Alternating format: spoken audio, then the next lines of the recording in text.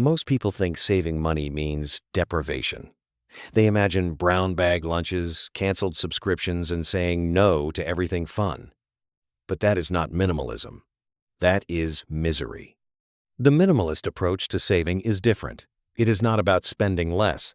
It is about spending intentionally. When you own less, you naturally spend less on maintenance, storage, and replacement.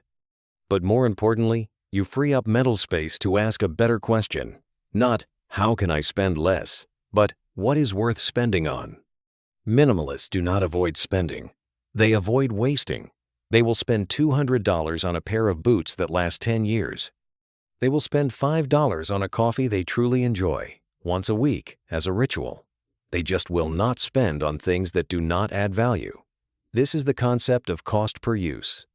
A cheap item that breaks quickly costs more over time than an expensive item that lasts. A gym membership you never use costs more than a pricey class you actually attend. Saving is not about the number on the receipt. It is about the value you receive. Let me give you a framework for intentional spending. Before any purchase, ask 3 questions. First, will I use this at least once a week? If yes, it is likely worth investing in quality. Second, does this replace something I already own that is broken or worn out? If yes, it is a necessary replacement.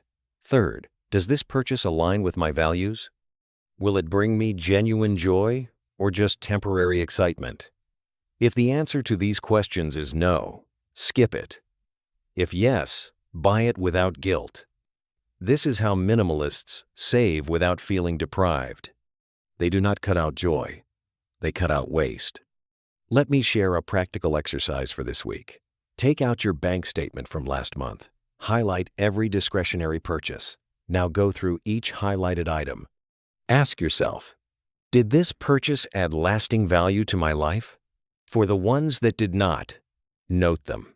Not to feel guilty, to learn. For the ones that did, celebrate them. Those are your intentional spending wins. Over time, you will naturally shift your spending toward things that matter and away from things that do not. And your savings will grow without you feeling like you are sacrificing, because you are not sacrificing. You are choosing.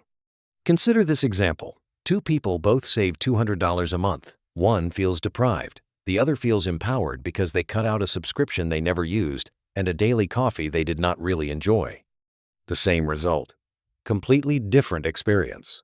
Intentional spending turns saving from punishment into freedom. Let me give you another example. A person spends $30 a month on a streaming service they watch 10 hours a week. That is 75 cents per hour. Good value. Another person spends the same $30 on a service they watch 1 hour a month. That is $30 per hour. Bad value.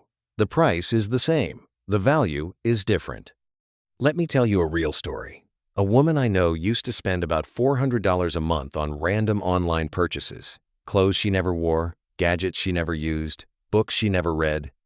She felt guilty, but could not stop.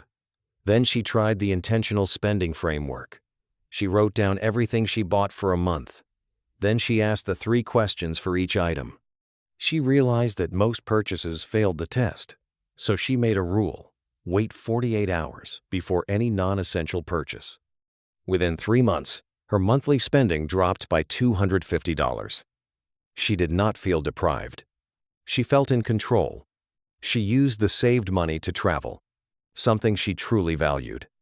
This week, apply the cost per use framework to your last 3 discretionary purchases. Calculate the true value. You will start seeing waste clearly. And once you see it, you will naturally spend better. Also, try the 48-hour rule. Next time you want to buy something that is not essential, wait 2 days. Most urges pass. You will save money without effort. Next episode, we move to Phase 4, where we apply these same principles to debt and credit. Subscribe so you don't miss it.